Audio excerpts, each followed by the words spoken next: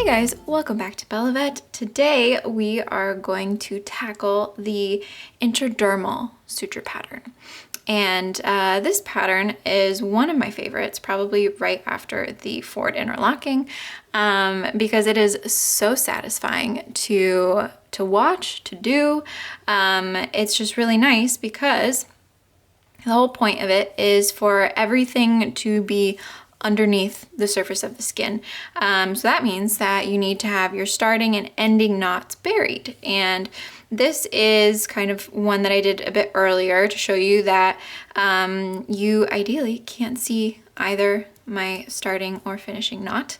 And yeah, so this would be used to close the skin after, maybe a cat spay or a dog neuter, something like that, where you just want the dog to be able to, walk out, not need any sutures removed later. And you would typically use an absorbable suture, something like monocryl. And yeah, so that's what we'll be doing today. And I should tell you guys a little bit about kind of the layers of the skin that we'll be working with today. It's going to be a little tough to show you on the suture pad because it's a little stiff, but I'll do my best. And so this top layer, if you can see, this tan layer, that is going to be our dermis or the top layer of the skin. And this yellow layer is going to be our subcutaneous tissue. It's yellow because there's usually fat in that layer. And then under this is going to be like kind of like our muscular layer that's underneath if you were closing something like the abdomen. So that's what we're working with today. So let's get started. So today we're going to work with 3/0 monocryl. This might be a bit smaller than you would typically use in your average patient, but it is also some of the expired suture that our school gave us, so I am not going to complain. And this is on a taper needle. I would say preferred would be a cutting needle in the skin, but again, this is what we've got to work with, to practice with. And honestly, I think a taper needle will be better for this suture pad because sometimes with cutting needles, it can cut a little too well because real skin is a bit hardier than these suture pads. And so I think the taper needle might be better in the long run. Okay, and so we're going to fix a mistake that I did in my last video where I typically use my fingers to reload my needle, which is a no-no. It's something I do because I'm lazy, and so you ideally should be using your forceps to reload your needle drivers. Okay, so this pattern has been one that I always have to look up after I haven't done surgery in a while or haven't practiced in a while. And that's because you have to bury the knot at the beginning and the end. And there's all of these like little tricks that you can use, like superficial to deep, deep to superficial, all of that, which is true. Like they work, that's how you're supposed to do them. But I would always just like remember the phrase. I would never. It took me a long time to realize like what was actually going on. So I'll try to explain that for you guys so that hopefully you can get that the first time around instead of after a while like me. You want this part of the knot to be closer to the surface, and you want the part where it crosses and where you put your throws to be deep. And yeah, so that took me a while to like picture in my head. And so I'll try to do that for you guys here. I'm gonna try to use my forceps and not be lazy. Okay. So your first bite is going to be, as they say, deep to superficial because you want your tail of your suture line to be deep. So when you pull it all the way through, you want the end to be deep and the end that's attached to your needle to be superficial. So in order to make that happen, and look at me, I'm using my fingers, stop doing that. You need to do a deep to superficial bite.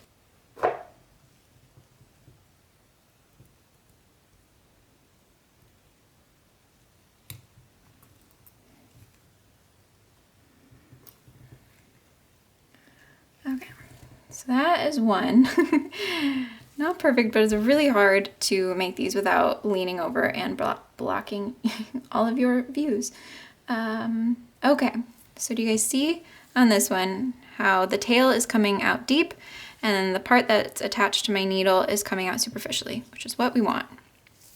And now we're going to make a bite that is superficial to start and then deep to end, because then both of our ends will be deep and we can tie a knot that is deep. So we're going to start in the tan, end up in the yellow,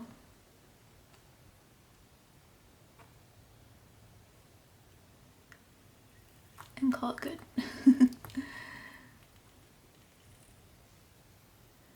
Okay, there we have it. So this is a loop that I'm going to allow to come all the way down. And look at that. Okay, so now you can use 4 to 6 throws. I'm gonna go with 4 just so that my knot's a bit smaller, easier to bury. And you want to go parallel to your incision. And you want to check to make sure your knot is square. So that's 1, 2,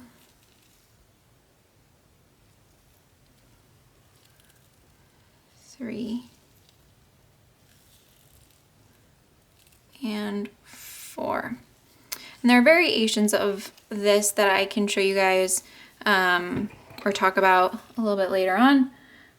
But for now, we'll just stick with the classic version. You want your tails to be pretty short because you want your knot to be nice and small and buried, but still strong enough to do its job. Okay, so now we have a knot that is nice and deep, and you can start with whichever edge you want. And what we want to do is we want to create like basically a little S pattern going parallel underneath the skin like that. So that is our goal, and let's try.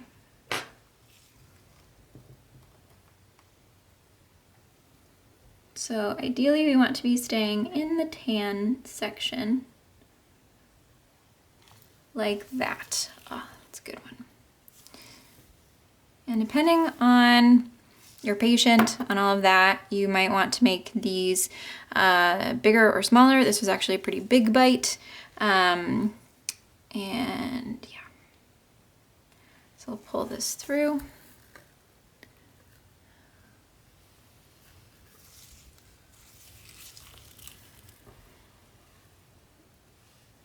Okay, and this is one that you're gonna wanna keep tight as you go. You can't tighten it all at the end.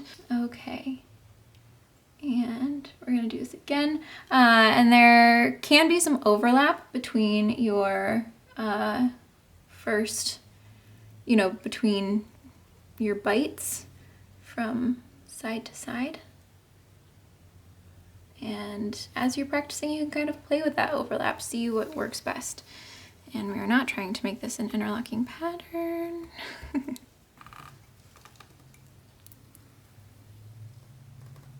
Okay, see how it creates the two edges come nice and close together. Okay.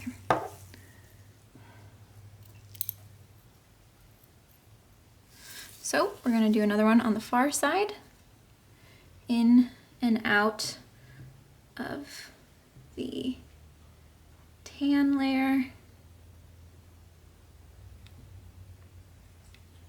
Maybe. There we go. Pause to give you guys another look, and we'll keep going.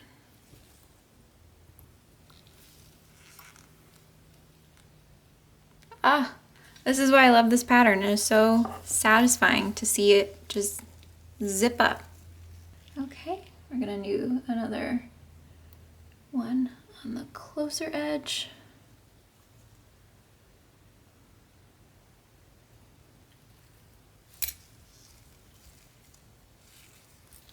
And there's another bite.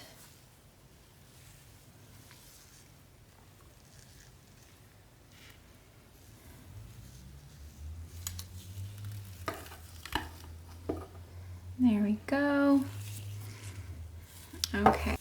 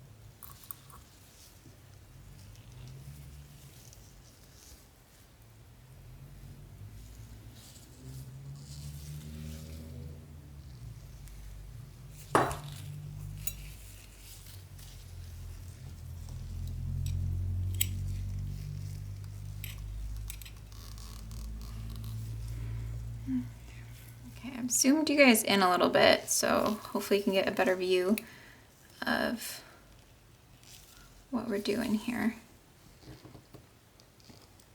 So you want to get into the tan layer.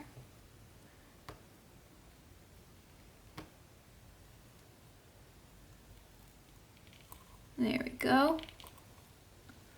I got a little close to the edge here.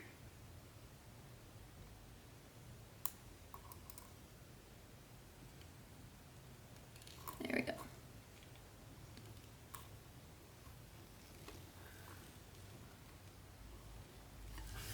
Okay.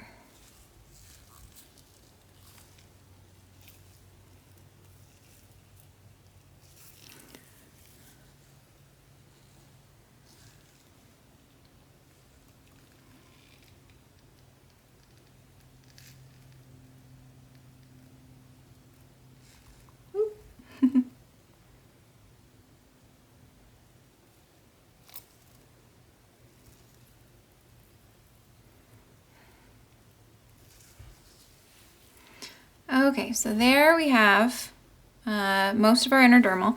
And now we're going to do another tough task, which is burying your last knot. And this is one of the toughest things. And it's also something that I feel like I have to look up every time I get back to it. So the idea is you want a tail and a loop to tie with. And you want your tail coming from a deep place, and you want both ends of your loop coming from a deep place. So that's the goal, and I'll show you how we get that. So your first bite is going to be superficial to deep, and you're going to pull it all the way through.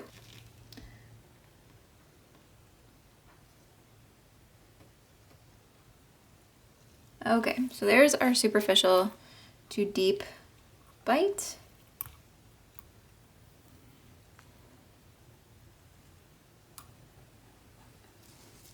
And like I said, we're gonna pull this one down. And that is because this is going to be one end of your loop, and you want both ends of your loop coming from a deep place.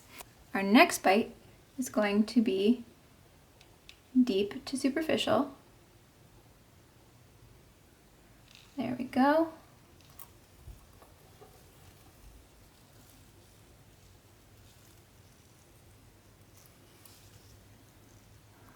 Okay. And this is going to be the loop that we tie to. And now we have a problem. So we've got both ends of this loop coming from a deep place, but this end of our suture is coming from a superficial place. So we don't want to tie these two together because then our knot won't be deep, it'll be superficial. So now we want to make one more bite and have that one be superficial to deep so that when we come out of it, we'll have an end that is coming from a deep place. So what you want to do is you want to take a bite that is superficial to deep.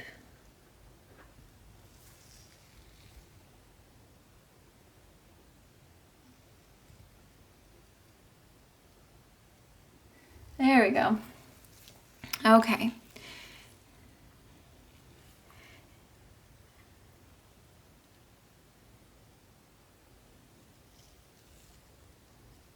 Yeah, okay, and now you want, basically you want to make sure that the end that you're going to tie with and your loop are right next to each other. So this loop that you're going to pull down, that was partly superficial, you want to pull it down on the other side of your loop. So now we are going to tie to our loop that is coming from a deep place with our end that is also coming from a deep place. Okay. So let's go ahead and do that. And again, we want 4 throws.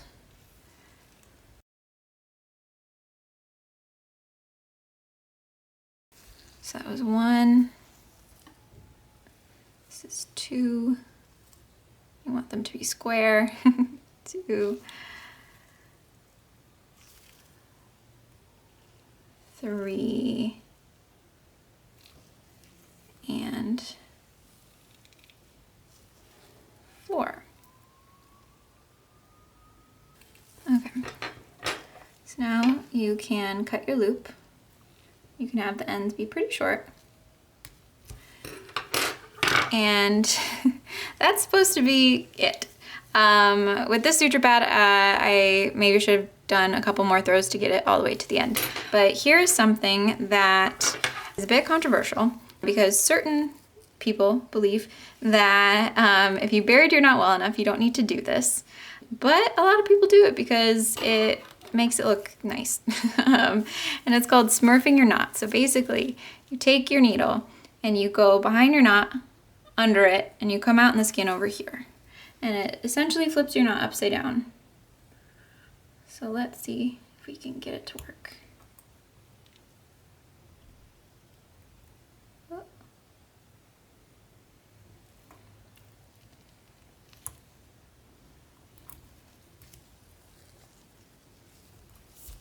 Oop. And there it goes. And yeah, so that is called smurfing your knot.